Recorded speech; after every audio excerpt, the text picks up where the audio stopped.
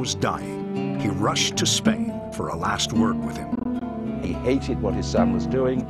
He felt that Picasso was a great disappointment to him. He thought he was going to be a great academic painter, making lots of money and painting religious pictures and salon pictures. And there he goes ahead and becomes a cubist.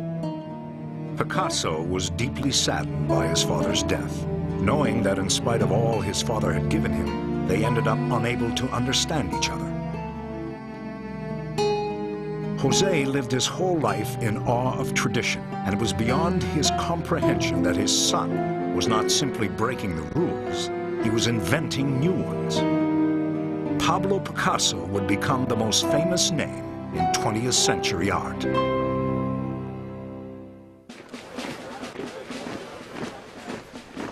In 1914, Germany declared war on France, and the spirit of Paris, the city of light, turned dark.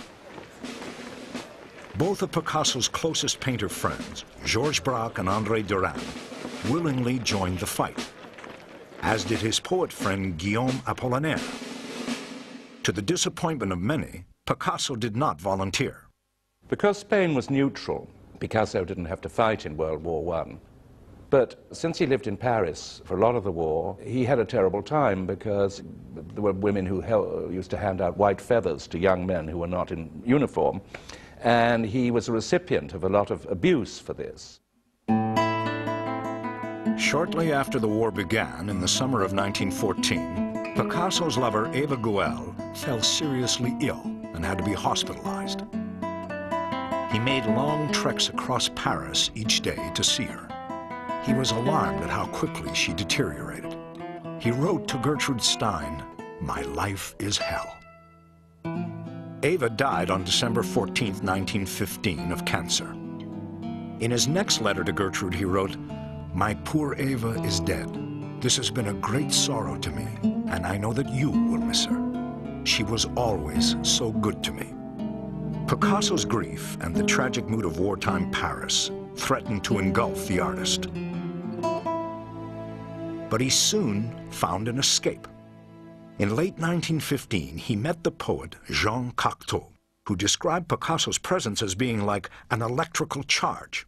Cocteau asked Picasso to collaborate with him in designing a ballet in Rome. In February 1917, Picasso joined Cocteau and the Ballet Russe in Rome. Rome was a whole different thing. I mean, it was miles away from the battlefront. It was luxurious, it was glamorous. He met all these amazing people. This was something he'd never seen before. I mean, this was the beginning of his exposure to sort of glamorous social life and the whole ballet world. Picasso was exhilarated. He loved being surrounded by the supple young dancers. One in particular caught his eye, a young Russian ballerina named Olga Koklova. Picasso was in awe of the tall beauty, and after a few months, he proposed marriage. The two were married on July 12, 1918, at the Russian church in Paris. But even as they exchanged vows, Picasso had doubts. This marriage is kind of strange because immediately there were difficulties. I think he realizes that they will not get along even before marrying her. Olga's style of living was luxurious and aristocratic, and Picasso was pleased with his new social standing. He quit the bohemian cafes. Now he and Olga spent their evenings at the opera or fancy dress parties. He began wearing formal dinner clothes for the first time. I mean, Picasso wearing black tie is not something you find in the archives prior to the First World War. And that was a turning point. Whenever there was a new woman in his life, Picasso's art changed radically. When he was with Fernande, he painted his revolutionary masterpiece, Les Demoiselles d'Avignon. In his Eva period, he invented Cubism. Now, with Olga as his muse, Picasso left the refractions of Cubism and embraced classicism anew, as in this strikingly conservative portrait of her. She looked remarkably like some of the women in the portraits of Ingres. The shape of her face, the whole quality of her being. That kind of neoclassical way of thinking about the arts had become the fashion in Europe For Picasso, it was just another innovation. Picasso's way of revisiting the classics was to reinvent the classics. Again, he reached deep into the past to create a new style that was utterly modern. On February 4th, 1921, Olga gave birth to a boy, Paolo. Picasso proudly marked the birth of their first child with this painting called Mother and Child. But for the ever-restless Picasso, family life and Olga's upper-class trappings had already begun to wear thin. For a while, he went along with it, but then he just simply couldn't stand it anymore. He just got completely fed up with Olga's aspirations, and that was when he hung a sign up, "I am not a gentleman." Picasso and Olga spent the summer of 1923 at the newly fashionable resort of Cap d'Antibes on the French Riviera. Here, frolicking among the socialites, he met a group of intellectuals known as the Surrealists, and their influence would bring about a radical leap in Picasso's art. The Surrealists, in a way, showed him how he could include anything he wanted in his work. Painting didn't have to have any kind of traditional meaning or logic, or the imagery could be whatever he wanted to do. Surrealism unleashed Picasso's imagination at its most outrageous, and once again, he was venturing into completely uncharted territory. Drawing on the tempestuous emotions of his deteriorating relationship with Olga, Picasso made his new paintings violent and contorted, filled with imagery of anger and agony. When things began to go badly between them, suddenly she turned into a monster, and she's the ugliest person, the ugliest woman you ever saw. Picasso wanted an escape from the marriage. In 1927, outside a Paris department store, he spotted a sensuous and athletic-looking blonde girl. He walked up to her, took her by the arm, and said, "I am Picasso. You and I are going to do great things together." Marie-Thérèse Voltaire was 17. Within a week, Picasso persuaded her to lie to her mother and spend afternoons with him. It was a new life in his own life.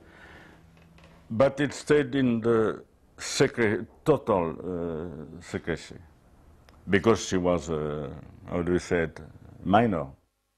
Picasso certainly didn't want Olga to find out. But worse still, if he was found to be corrupting a minor, he could lose his visa to live in France. Despite the need for secrecy, he couldn't resist sneaking her initials, MT, intertwined with his own, into his paintings. She was a girl. She was 17 years old then. She always told me about my father giving her dolls, for example. He would give her these little tiny dolls, and she really liked to eat candy. And so, of course, my father was just totally delighted. Because, after all, what he had was really a woman child.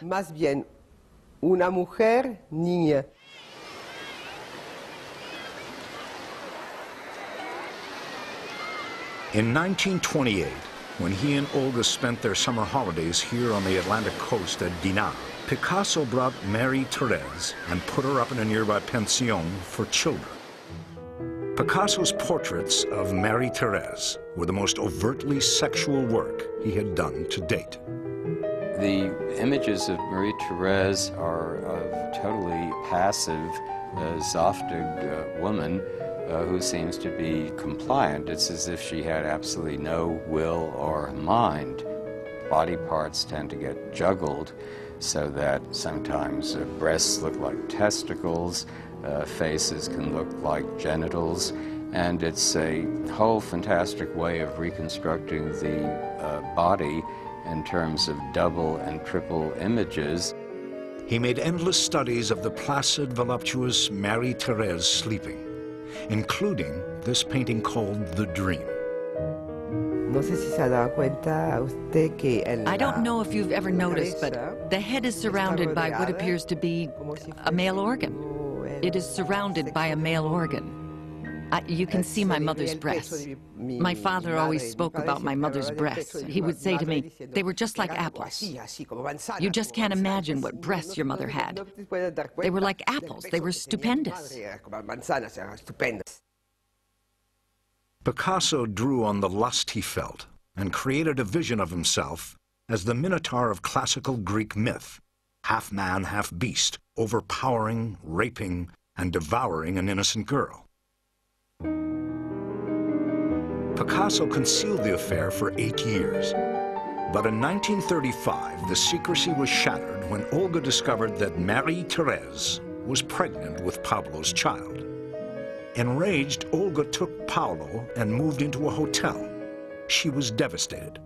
But Picasso thrived on the turmoil, and from it, he would create some of his most wrenching works of art.